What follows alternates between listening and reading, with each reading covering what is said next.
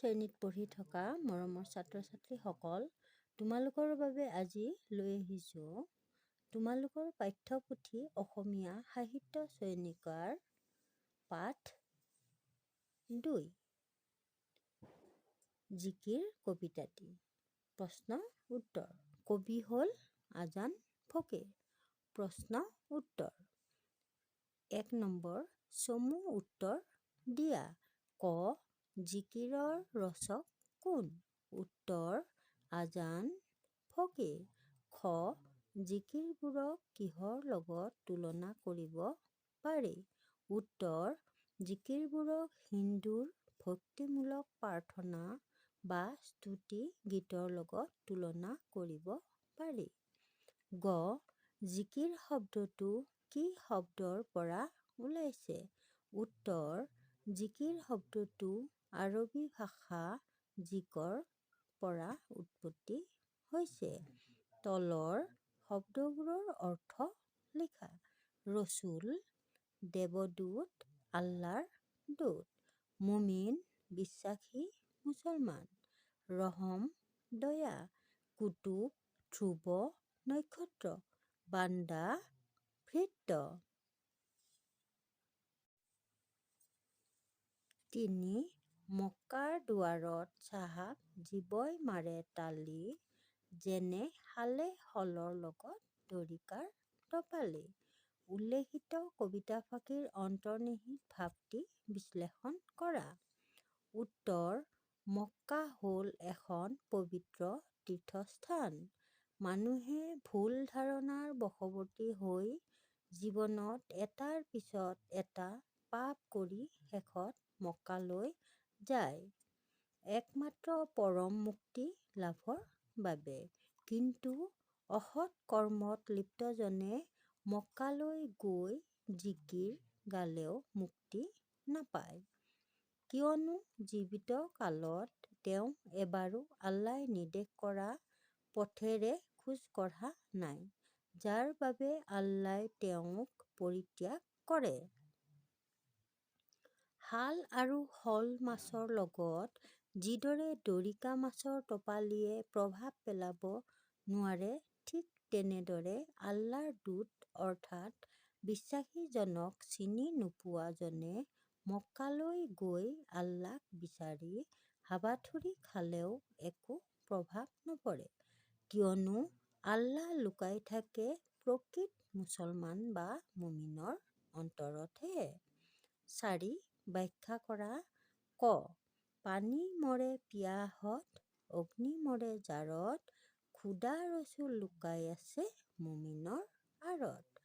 উত্তৰ, উক্ত কবিতাফাঁকি আমাৰ পাঠ্যপুথি অসমীয়া সাহিত্য চয়নিকাৰ অন্তৰ্গত কবি আজান ফকীৰৰ দ্বাৰা ৰচিত জিকিৰ নামৰ কবিতাটিৰ পৰা তুলি দিয়া হৈছে।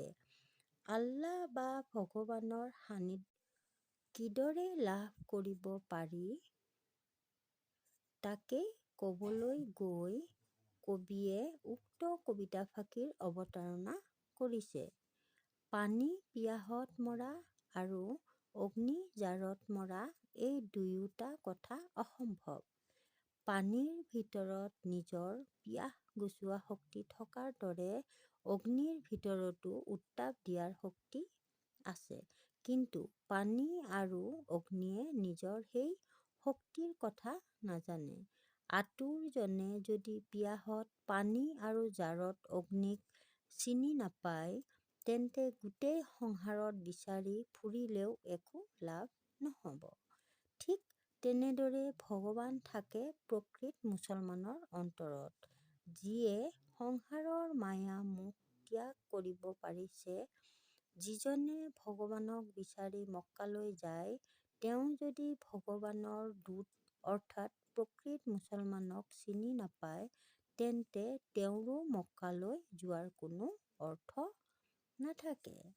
খ, মক্কাৰ দুৱাৰত চাহাব ত্ৰিবেণীৰ ঘাট, বেঢ়াব নোৱাৰে তাত মায়াই ভেটে বাট।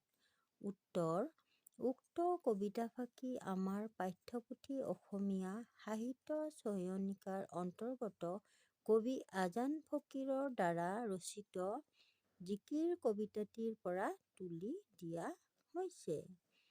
মায়াত আবদ্ধ হৈ জীৱন পাৰ কৰা মানুহে জীৱনৰ অন্তিম দিনত ভগৱানক বিচাৰি গৈ হাবাথুৰি খোৱাৰ কথা বাক্য কবিতা ফাঁকিত অৱতাৰণা কৰা হৈছে। মক্কা হৈছে মুছলমানসকলৰ পবিত্ৰ ঠাই। এই ঠাইক ত্ৰিবেণী অৰ্থাৎ ত্ৰিবেণী ঘাট বুলি কোৱা হৈছে। ত্ৰিবেণী হৈছে গংগা, যমুনা আৰু সৰস্বতী নদীৰ সংগমৰ স্থল। হিন্দুসকলৰ ধাৰণা যে এই ঘাটত স্নান কৰিলে হেনো তেওঁলোকৰ পাপ খণ্ডন হয়।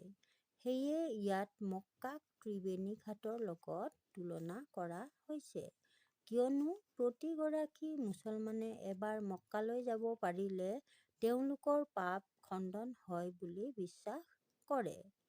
কিন্তু মক্কালৈ গৈও প্ৰকৃত অন্তৰেৰে আল্লাক বিচাৰি নাপায়, কিয়নো তেওঁলোকে পাৰ্থিৱ মায়া-মোহৰ পৰা মুক্ত হ'ব পৰা নাই। সংসাৰৰ মায়াই তেওঁলোকৰ মুক্তিৰ পথত বাধা দিয়ে, যাৰ বাবে জীৱই সুখৰ বিপৰীতে দুখ পাব লগা হয়। গ সজাৰ মইনাটিৰ অনেক যুগুটি দেওমাৰি পাৰ হ'লে এৰিলে পিৰিতি। উত্তৰ: উক্ত কথাফাকি আমাৰ পাঠ্যপুথি অসমীয়া সাহিত্য চয়নিকাৰ অন্তৰ্গত কবিৰ আজান ফকীৰৰ ৰচিত জিকিৰ নামৰ কবিতাটিৰ পৰা তুলি দিয়া হৈছে। ইয়াৰ দ্বাৰা মানৱ দেহত আবদ্ধ হৈ থকা অবিনাশী আত্মাৰ মুক্তিৰ কথা কোৱা হৈছে।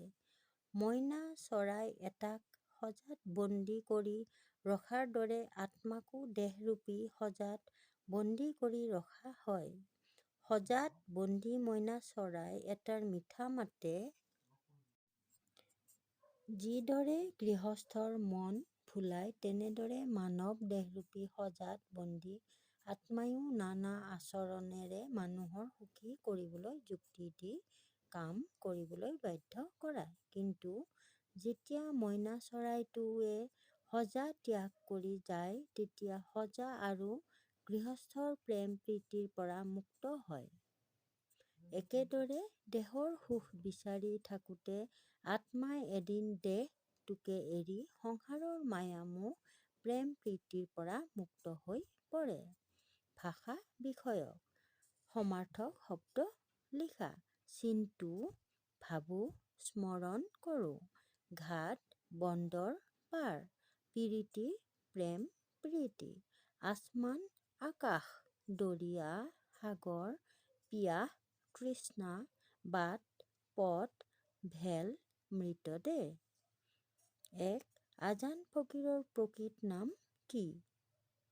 উত্তৰ: হজৰত শ্বাহ মিলন। ২. জিকিৰৰ ৰচক কোন? উত্তৰ: আজান ফকীৰ।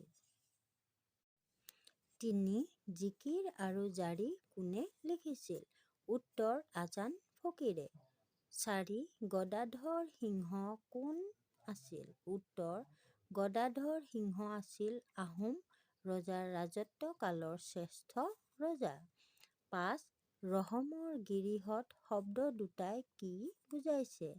উত্তৰ: ৰহম মানে হ'ল দয়া, গিৰিহঁত মানে হ'ল গৰাকী বা মালিক। অৰ্থাৎ ৰহমৰ গিৰিহঁত মানে হ'ল দয়াৰ গৰাকী মানে আল্লা বা ভগৱান। ৫. মক্কাৰ দুৱাৰক কি ঘাটৰ লগত তুলনা কৰা হৈছে? উত্তৰ: ত্ৰিবেণী ঘাটৰ লগত। ৬. ত্ৰিবেণী ঘাটত কি কি নদী মিলিত হৈছে? উত্তৰ: গংগা, যমুনা আৰু সৰস্বতী। ৭. জিকিৰ কবিতাটিত উল্লেখ কৰা আদম কোন? উত্তৰ: আল্লাই সৃষ্টি কৰা প্ৰথম মানৱ। ৮. কোনে আজান ফকীৰৰ চকু কাঢ়িছিল? উত্তৰ: ৰূপাই দা ধৰা নামৰ লোক এজনে। ৯. জিকিৰবোৰত কিহৰ প্ৰতিধ্বনি শুনা যায়? উত্তৰ: বৈষ্ণৱ সাহিত্য আৰু লোকগীতৰ।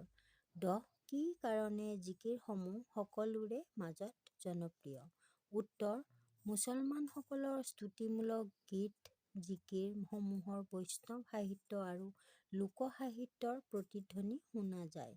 তাৰোপৰি এই গীতসমূহ সহজ সৰল অসমীয়া ভাষাত ৰচিত হোৱা বাবে সকলোৱে গাব পাৰে, যাৰ বাবে জিকিৰসমূহ সকলোৰে মাজত জনপ্ৰিয়। শেষৰ প্ৰশ্নটোলৈ আহোঁ। 11. আজান ফকীৰৰ মৃত্যু ক'ত হৈছিল? উত্তৰ: দিখৌমুখৰ সৰাগুৰি চাপৰিত। দিখৌমুখৰ সৰাগুৰি চাপৰিত। ধন্যবাদ।